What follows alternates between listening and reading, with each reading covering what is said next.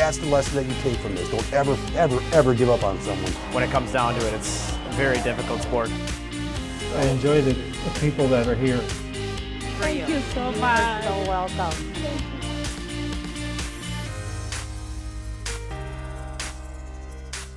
Welcome to Community Closeup. I'm Joe Nelson. Today we take to the skies in an 87-year-old plane that's still lifting up aviation admirers. We meet firefighters with special ties to a historic day in the United States honoring those we lost. But first, an Anoka County 4-H project started with cloth and string, but could result in life-altering opportunities for families all around the metro. We found out how kids, retirees, and job applicants are encouraging each other to make things better. This is a scarf that I'm making, and so you fold it in half and then you start cutting the end to have it kind of wavy. So after you're done cutting, looks like this. You can just put it around your neck and it's done. For Gianna Brostrom of East Bethel and her 5 siblings, sewing is more than an occasional pastime. I've done a lot of things with Fashion Review that I've made a lot of clothes so I can wear them. It is a part of the family. Figure out what pattern piece will fit better on there. Although they came to the Bunker Hills Activity Center as part of 4-H, this project isn't their latest effort to win a blue ribbon or to make a scarf for Grandma. During one of the Sewing Guild meetings, I mentioned to them that there's always the need for good quality clothes for women that are going out trying to get better jobs. Resource Inc. volunteer and Sewing Guild member Rosemary Mengel Koch combined 2 of her passions by collecting supplies for other volunteers of all ages who then make clothes for women who need them. There was just an overwhelming response that this is how they wanted to spend their time. Resource is an organization that supports people with low incomes looking to advance their careers, offering education and advice. We really want people to have a dream life, a career. And so I'll start with, remember how to dream. Do you remember that? Those reminders come from Naomi St. Gregory, a career counselor at Resource in St. Louis Park. We do the dreaming and the scheming, the strategizing, and then we go, all right, now I got to teach how to interview, how to talk like you're already got this job, and how to ask for help. Well, hello there. A dreamer who asked for Naomi's help is Heidi from Brooklyn Park. So we're kind of doing job search, trying to figure out which fit. And I was like, no, I want a new career. I don't want just a job. So that's how we started. Finding Resource unemployed with no income, Heidi, who didn't want us to mention her last name, says a growing job market in technology pulled her into a new direction after punching in and out of multiple jobs, leading her nowhere. IT is not going away. It's going to get bigger and bigger and bigger. So that's something that I can grow and be okay. A reading disability added another obstacle for Heidi, retaining what was being taught in order to complete Resource's IT program. I had audio books, regular reading books. I had computer testing. I had people read to me. So I can get it so many different ways. I went to a program that I absolutely didn't have any clue about. And to learn everything from scratch, the unknown is so scary. But it feels good when you accomplish it. When you're like, hey, I learned this, I did it myself, you know. Yeah, that felt really good. Taking what she's learned and applying it into a career is the next step. But Heidi says even after landing an interview, finding the right fit is still a challenge. When you're plus size, you never really find what you want, what you need. And business clothes, the program I went to for school, you had to be business attire. She says having the right clothes and confidence can make all the difference when it comes to getting a dream job. If you don't fit the part, if you don't look it or fit it or feel it, it's not gonna happen for you. So to be able to wear appropriate outfit and not stress like, okay, I have $100, do I go buy food or do I buy an outfit for an interview? You know, and if they take that barrier or that stress from you, you can deliver yourself. You can really shine through that interview. But if you worrying about, don't stain this outfit because I gotta take it back so I can buy food, you know, that's hard, but it's real. Resource lends a helping handbag, blouses, dress shoes, and pants too. Its clothing closet offers free outfits for resource participants like Heidi. We do get a lot of donations in the smaller sizes. We don't get a lot of donations in the large sizes. Until now. Well, that's what we've been focusing on today. The efforts of women like Rosemary and 4-H volunteer Janella Petro will soon be worn by dozens of others working to change their lives for the better. It's very rewarding, you know. I just like doing it. I love to sew, and if I'm with people, I sew a lot more than if I'm sitting at home. And I just like being out and about with people. They're taking the time to sew for a particular group, saying, okay, they need help, let me, and it's unconditional. It's an unconditional blessing that someone is taking their time, their money, and their energy to do this. So I really appreciate it. With donated fabrics and a room to thread needles, Gianna says she's glad to have an opportunity to sew for strangers, something that didn't already exist. Some people, they really love different designs on their things and they can't find that thing. And so a lot of them, you can find them inside different patterns, but you have to make them. Kids always need to know that, you know, helping one another is the best way to be. You just never know when you might be in need and how exactly your impact will affect other people. So I think it gives them a lot to be able to give back in the areas that they're gifted in. That's awesome because actually you're showing them grace, which means you're showing them a skill, how to sew, how to give, how to feel good about yourself. You're empowering them. So you also teaching the young a lot of skills that's not being taught. These are soft skills that you can't learn through a book. I'm really happy that they had this event, and I'm really looking forward to do it again. It makes me happy to see other people happy. Heidi says her ultimate goal is to own her own ground transportation business, putting the IT training she received at Resource to use. For more information on Resource and its programs, go to resource-mn.org. Still to come, we meet another woman with decades of experience threading needles, how she's overcoming obstacles to earn awards and smiles through sewing.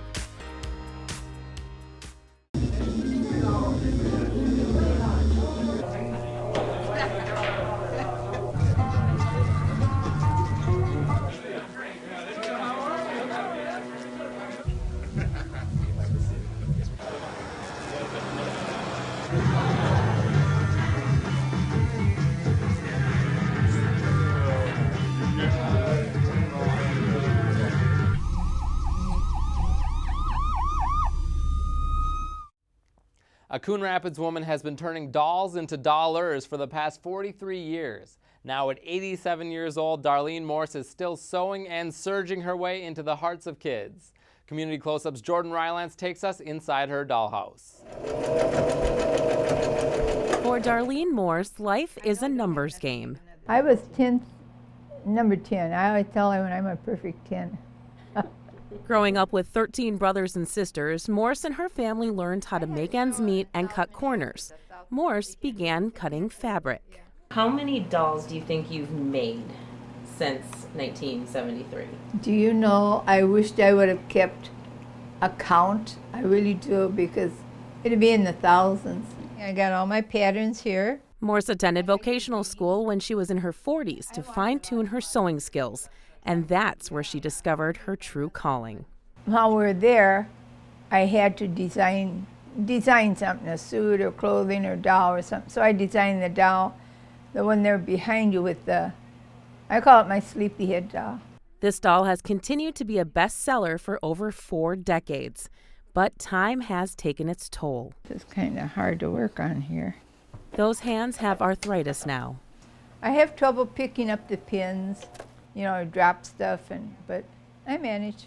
Morse began her sewing career when she opened a shop in Crystal called Dar-Mar Alterations, merging her name with her husband Marvin's name. I ran that until my husband took it off. And so then I closed the shop, but I still had to work, so then I started making the dolls. Morse would sew all day, treating her hobby like a job. She would attend dozens of craft fairs selling her dolls every weekend. The first show I went to was in Osseo school, grade school, and I took a dozen dolls, and within an hour I sold them all. Oh, wow, you know, so then I went home and then I made a couple dozen for the next one. The craft fairs became a steady source of income and an endless competition for the self-proclaimed perfectionist. I started to the Anoka County Fair here about 5 years ago. And I like to go there because I get better ribbons. You like to win, right? Oh, yeah. Yeah, I feel disappointed if I don't. The mother of 5 children, grandmother to 18, and great-grandmother to 22, Darlene has slowed down a bit, but even at age 87, and the only surviving member of her 13 brothers and sisters, Darlene has her sights set on one final number. I want to accomplish one thing in my life, and I thought, well, if I live to be 100, I've accomplished something.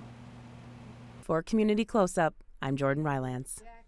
Darlene only sells her dolls once a year at Cross of Christ Lutheran Church in early November. She sells each doll for $15. Up next, we take it to the bridge where firefighters and their supporters gathered to honor thousands of lives lost 15 years ago. Stay with us. Can you help me with this? My new dad teaches me all kinds of stuff. Sure. He helps me with homework. That would be 3.6795. Thanks. Yep. He helps me with my decision making. I wouldn't use this one. Ever. And he's even teaching me how to drive. And that's why cars have bumpers. I'm learning so much. You don't have to be perfect to be a perfect parent. Thousands of kids in foster care will take you just as you are. For the 10th straight year, first responders and others took part in a sun-up to sundown vigil on the Main Street Bridge over Highway 10 in Coon Rapids. Community Close-Up Steve Antis was there. I was actually on vacation along the North Shore. And it was a very horrible feeling that day, a very low feeling as an American. The South Tower was hit and everyone knew that it wasn't an accident any longer. You never forget where you were on September 11th. As drivers crossed the Main Street Bridge on Sunday, they were greeted with waves of red, white, and blue. To me, it's just important just to remember everybody that sacrificed their lives on that day. This was our Pearl Harbor. Daniel Hanson from Champlin has organized the September 11th vigil for the past 10 years. These people have been awesome. They come up here every year and they make sure that these flags wave. September 11th, 2001 was the deadliest day in history for New York City firefighters. 343 were killed. It's that event watching the firefighters dig through the rubble. Back then, firefighter Shawn Frink worked construction, but that day would change his life. It was a very humbling experience and one I'll never forget, and is one of the main reasons that I'm here today as a firefighter. One of the heroes of that dreadful day came from New Jersey, Ladder 155. Retired Maplewood firefighter Jeff Schadt buys used fire trucks. Only after he bought Ladder 155 did he discover its history. Always had this hobby of buying and selling fire trucks. Once I, fix one up, I'd turn around and sell it to another fire department so that they could use it. When I bought this truck, I found the ladder plaques. So then I called up the Fairview, New Jersey Fire Department. And that's when I was told from their chief at the time that this truck was used at 9/11.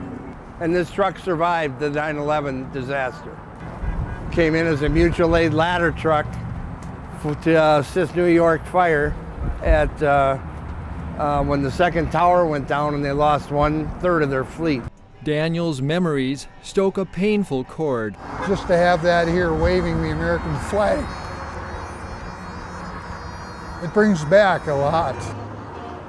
Nearly 3,000 people were killed as a result of the September 11th attacks, and there are thousands more still suffering health-related effects from its aftermath. Coming up, we'll leave you on a high note when an antique aircraft takes off in Blaine. Stay with us. Mom, can I have $1? Yeah, it's right. I think my purse is upstairs on the bed. It's not here. Check the dining room. No. What about your sister's room? It's not there either. The upstairs closet? The downstairs closet? There are no more closets. Moms everywhere are finding ways to keep kids active and healthy. Get ideas, get involved, get going at letsmove.gov. Thanks for watching Community Close-Up. We'll leave you in Blaine where flyers, young and old, hopped in a rare but famous plane that offers a unique view of our past and present. I'm Joe Nelson. We'll see you next time. September is a time Canadian geese leave Minnesota and fly south, but a tin goose that has survived 86 winters went west from Oshkosh, Wisconsin to the Anoka County Blaine Airport. We have a 1929 Ford Trimotor. Flown for commercial use in the U.S. in the 1920s and 30s, then Cuba, it became the official aircraft for the President of the Dominican Republic. It was restored in the 1980s and hit the big screen in 1960 and again in 2009. The Ford Trimotor, nicknamed the Tin Goose, is now owned by the Experimental Aircraft Association, whose members fly it 10 months a year to airports around the country, offering unique experiences to teach and take riders into the sky. Flying for more than 50 years, pilot Ed Rush first took the reins of the last commercially used Trimotor in the 1970s.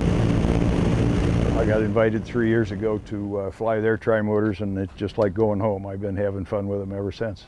Yeah, it's a wonderful old airplane. Katelyn Crnobrna of South St. Paul came to the airport to have the experience with my child. All for him, because I'm afraid of heights. Rush says it's his goal to share the upbringing of aviation, both on the ground and from above. I'm a history lover, especially in the area of aviation history. And to be able to relate that and to teach people how the airlines came about and about this particular piece of equipment is truly an honor and a privilege. That's one of the best parts of my job, my volunteer job, is to give people their first ride in an airplane. And then we get to see the kids, and they come off grinning ear to ear. How you doing, buddy? Very, very seldom do we see anybody with a frown when they come off the airplane. Put your thumb up like a pilot. There you go. Oh, everything's good. There we go. All right, good job. Thanks for riding with me. Just being up there in that small of a plane is a weird experience, so I would definitely recommend it. Ride it on an airplane. I liked it how it was up high. Mark Hewley says piloting the Trimotor offers a perspective that can't be matched. I fly for fun now. You know, to me, flying takes away the stress of daily life. You got a focus, so you got beautiful scenery, and you got a job, you know, and it's all yours. It's a soaring reminder of how flight took off. It represents a whole different era of aviation and really the beginning of what we know as passenger service today. In America, we complain about the silliest things. I had to sit on the runway for 40 minutes. And you're flying! Look out the window, it's crazy! You're sitting in a chair in the sky. We look at air travel now as no different than an MTC bus or, you know, any other mode of mass transportation that, you know, you got to get there quick and you got to get there efficiently, and it shouldn't cost too much money. But then we whine about how much space we have and things like that on airplanes. Fly in a commercial airplane, you're so high all you see down below are the cloud decks until you're landing. When you fly in a general aviation aircraft, you can fly and you can see the countryside. You know, you can see the small towns and the farm fields and the rivers. It's amazing. And the lakes in Minnesota.